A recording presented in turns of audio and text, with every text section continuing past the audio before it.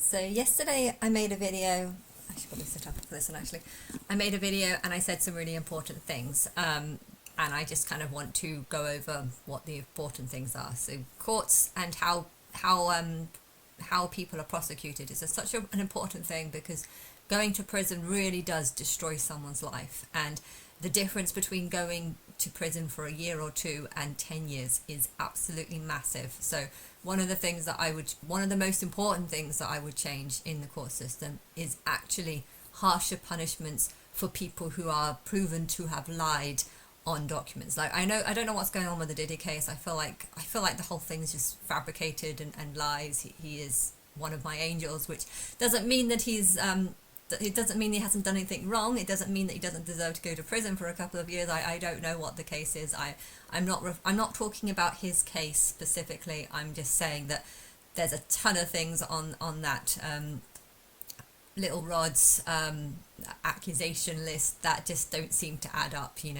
You can't say that him having evidence of blood stains on his trousers is proof that Diddy had any involvement in the actual shooting if he wasn't even in the room and can't prove it. So if someone is making accusations against someone and is trying to put them in prison, I would love to see harsher punishments for people who pretend to be victims, or maybe people who are victims. Maybe he has gone through a time sexual harassment and isn't happy about it, but you need to start asking questions. Well, if the sexual harassment was happening, why didn't he just say, right, I'm not going to work for you any longer, I'm not going to go into your house, I'm not going to attend, okay, I'm going to lose out on money, but I don't want to go put myself through this. So I feel like it's such an important thing to actually not call, first of all, do not call victims until after the trial and after it's been proven that they are victims. Call them accusers and abusers, accusers and alleged abusers.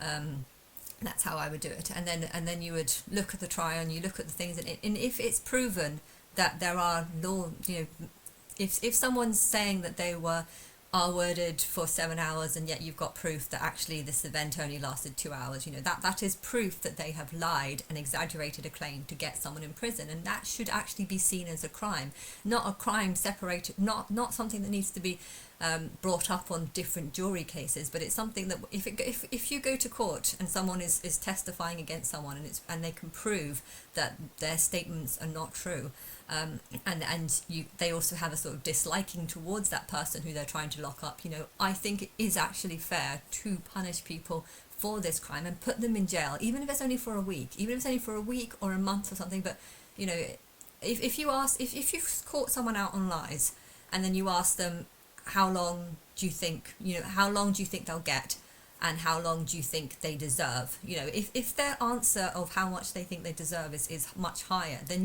that they have lied to try and put someone in prison for a huge longer time. Now that is a huge crime and should be considered very, very seriously.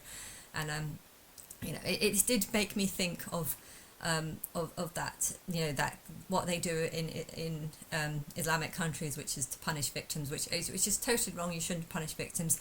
But if those victims are only claiming to be victims, or maybe they are victims, but if they're exaggerating the claim to try and lock a person up for a huge, for 2-3 times longer than what they actually deserve, then this is, you can be understanding, because sometimes they might be angry, but if like a whole year has passed since the event, then they shouldn't still have this anger, and therefore they should be punished for lying in documents, and putting people in prison for exaggerating claims should actually be something taken seriously. And also, if you do choose to still have like the jury, where the jury decide, you need to make the jury aware that there are a lot of things that go online and you shouldn't take it seriously, because a lot of these people have absolutely no clue what's going on. If there was like a little introduction video where you all have to watch a video to explain why you shouldn't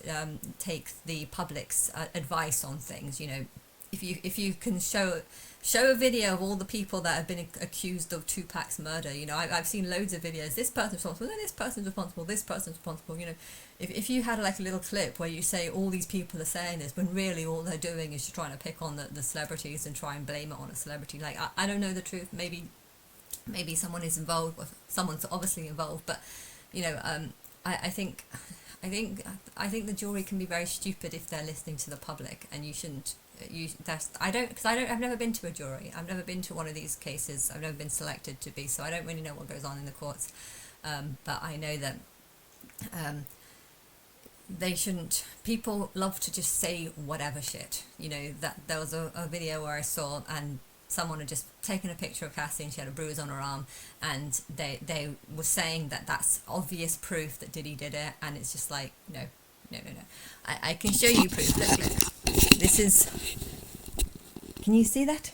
There's a bruise on my leg, and there's a bruise there, and I don't know if there's bruises. There's a couple of bruises there, and there's some bruises here as well. Can you see that? So I've got bruises all over my leg. This camera. So I've got bruises all over my leg. How did I get them? I have no clue. I bruise very easily, and I cycle. I can't cycle up curbs, so whenever I come across a curb that's not like down, I end up getting off my bike and then lifting up over the curb and then getting back on. And I think when I do that, I often bang my legs. So I'm pretty sure it's just through cycling. But yeah, if there were a bunch of pictures of me and I was making some false accusation about abuse, you know, anyone could take up pictures like this and just be like, he did it.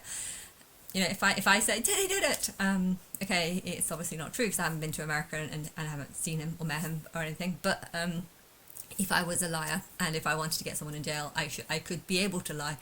So therefore, I do think it'd be quite wise to make people aware that they can go to prison for lying. If you go to prison, there's a lot of people that might just say, oh, I didn't know my age, I didn't know this, and this is like, well, you should have thought about it. You know, this is something you filled out because you say that this is the truth. It turns out it's not the truth. You're just saying this to try and gain publicity or sympathy or attention or just to put this person in jail. You know, that should be considered as a very harsh crime to lie about things. So I actually agree that victims should face punishment if it's proven that things they're saying is a lie or exaggeration to try and extend someone's sentence very, very long. And I just thought I'd say that.